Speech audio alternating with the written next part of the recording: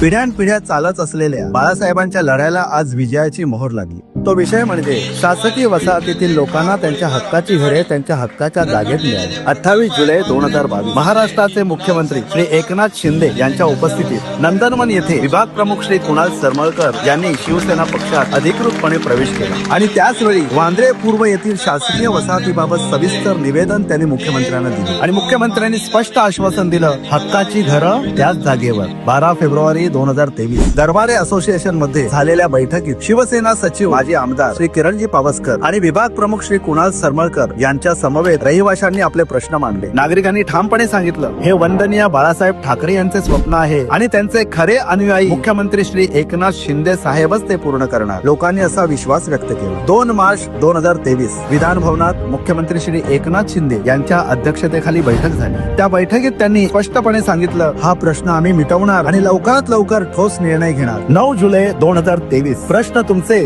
उत्तर शिवसेनेचे या अभियानाअंतर्गत खासदार डॉक्टर श्रीकांत शिंदे यांच्या उपस्थितीत रहिवाशांनी पुनर्वसनाचा मुद्दा मांडला। तेव्हा त्यांनी थेट श्री एकनाथ शिंदे साहेबांना फोन लावून नागरिकांशी संवाद साधला। मुख्यमंत्री साहेबांनी पुन्हा एकदा ठाम शब्द दिला, हक्काची घरं हक्काच्या जमिनीवरच। 6 सप्टेंबर 2024 विधानसभेची निवडणूक लागली होती। तेव्हा शिवसेना शाखा प्रमुख सौ पूजा भोसले आणि त्यांच्या सहकार्यांनी आमरण उपोषण सुरू केले। त्यावेळी शिक्षण मंत्री श्री दीपक केसरकर यांनी मुख्यमंत्र्यांच्या आदेशानुसार त्यांची भेट घेतली आणि फोनवर मुख्यमंत्र्यांशी संपर्क साधला। 3 पिढ्या शासकीय सेवेत जनतेच्या सेवेत दिल्यानंतर जर त्यांना याच भूखंडात हक्काचं घर मिळालं नाही तर ते वंदनीय बाळासाहेबांच्या स्वप्नाशी गफलत केल्याप्रमाणे होईल। 2011 सालच्या झोपड्यांना जर आपण संरक्षण देत आहोत तर मग शासकीय वसाहतीत 3 पिढ्या राहणाऱ्यांना त्यांच्या हक्काचं घर त्याच जागी मिळणं गरजेचं आहे आणि तो त्यांचा हक्क आहे। हा विषय उद्योग मंत्री श्री उदय सामंत साहेब यांनी कॅबिनेट मीटिंग मध्ये मांडला। सभागृहात असणाऱ्या सर्व मंत्री महोदयांनी त्यांना अनुमोदन दिलं। महाराष्ट्राचे मुख्यमंत्री श्री एकनाथ शिंदे यांनी त्यांच्या आश्वासनाप्रमाणे जी.आर. काढला। शासकीय वसाहतीतील नागरिकांनी आग्रह धरला की घर